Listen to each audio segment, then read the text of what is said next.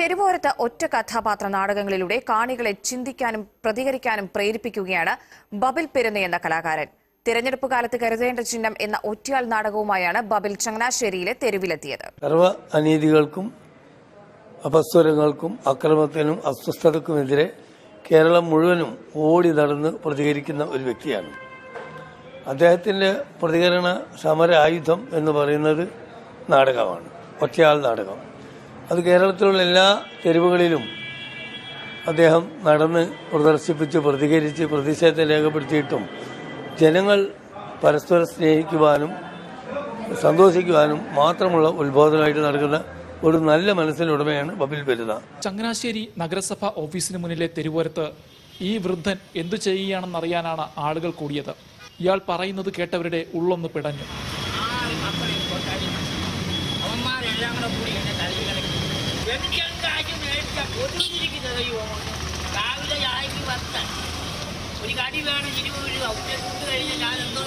നാടകത്തെ സമരായുധമാക്കിയ ഒരാളുണ്ട് ചങ്ങനാശ്ശേരിയിൽ. പേര് ബബീൽ പെരുന്ന. ഒറ്റപാത്ര നാടകങ്ങളിലൂടെയാണ് ബബീൽ സാമൂഹ്യ തിന്മകൾക്കും അനീതിക്കും അഴിമതിക്കുമെതിരെ പ്രതികരിക്കുകയും ചോദ്യം ചോദിക്കുകയും ചെയ്യുന്നത്. തെരുവാണ് ബബീലിന്റെ അരങ്ങ്.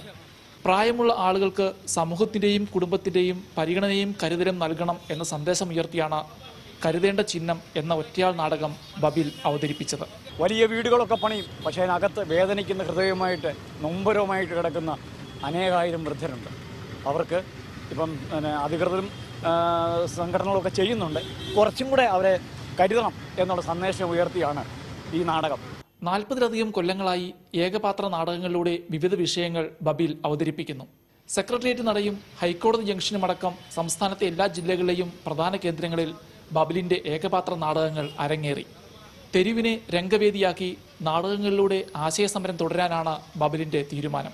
മനോരമ ന്യൂസ്, ചങ്ങനാശ്ശേരി. വൃദ്ധജനങ്ങളോട് സമൂഹം കാണിക്കുന്ന അവഗണനയ്ക്കെതിരെ കേരളം മുഴുവൻ ഒറ്റയാൾ നാടകം അവതരിപ്പിക്കുകയാണ് പെരുന്ന സ്വദേശി ബബിൽ.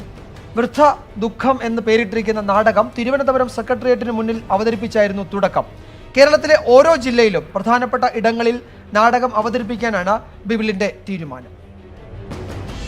സെക്രട്ടേറിയറ്റിന് മുന്നിലെ സമരകോലാഹലങ്ങൾക്കിടയിൽ ഒരു മനുഷ്യൻ, കണ്ടാൽ അവശനായ വൃദ്ധൻ. ഒറ്റ നോട്ടത്തിൽ ആർക്കും തിരിച്ചറിയാനായില്ല. പൊതുസമൂഹം വൃദ്ധജനങ്ങളോട് കാട്ടുന്ന അവഗണനയിൽ പ്രതിഷേധിച്ച ഒറ്റയാൾ നാടകം അവതരിപ്പിക്കുകയാണ് ബബിൽ.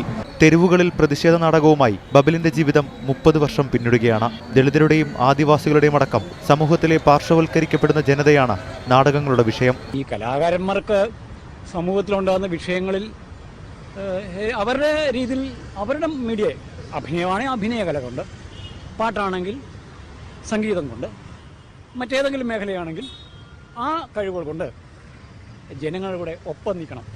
ദരിദ്രൻ്റെ കൂടെ ഒപ്പം നിൽക്കണം, ദളിതൻ്റെ കൂടെ ഒപ്പം നിൽക്കണം, ആദിവാസികളുടെ ഒപ്പം നിൽക്കണം.